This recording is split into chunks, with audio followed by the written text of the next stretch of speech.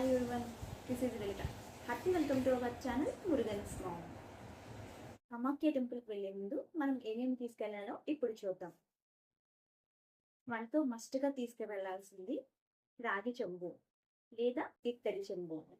Plastic item లోపలికి గర్భగుడిలోకి తీసుకుని వెళ్ళనివ్వరు. రాగి చెంబు లేదా ఇత్తడి చెంబుతో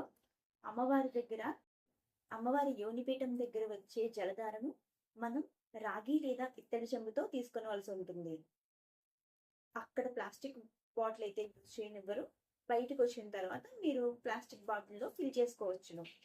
డెఫినెట్గా ఇంటి వద్ద నుండి పట్టుకుని వెళ్ళండి. అక్కడ మనకి అవైలబుల్ ఉంటుంది, కానీ కాస్ట్ ఎక్కువ పడుతుంది. అలాగే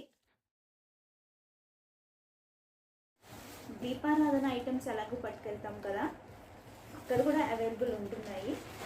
వాటితో పాటుగా తప్పకుండా తీసుకెళ్ళవలసినవి 4 colours clothes, blouse pieces, red in colour, yellow colour, pink colour, white in colour 4 blouse pieces తప్పకుండా తీసుకుని వెళ్ళండి.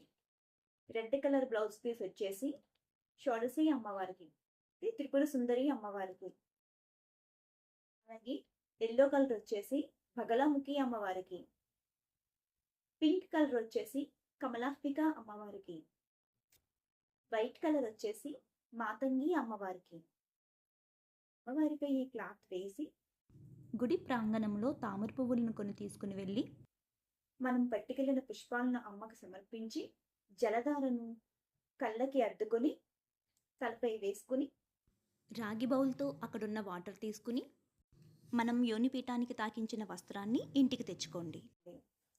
రెడ్ కలర్ క్లాత్ వచ్చేసి పూజా మందిరంలో పెట్టుకోండి, చాలా మంచిది.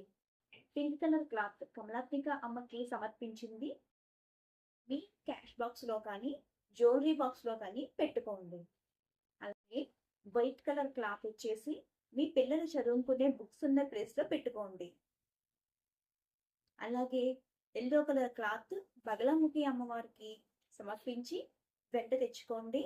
దీనిని ఇంటి గుమ్మానికి తప్పకుండా కట్టుకోండి.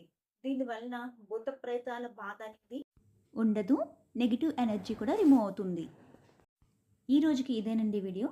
మరొక వీడియోతో రేపు కలుద్దాం.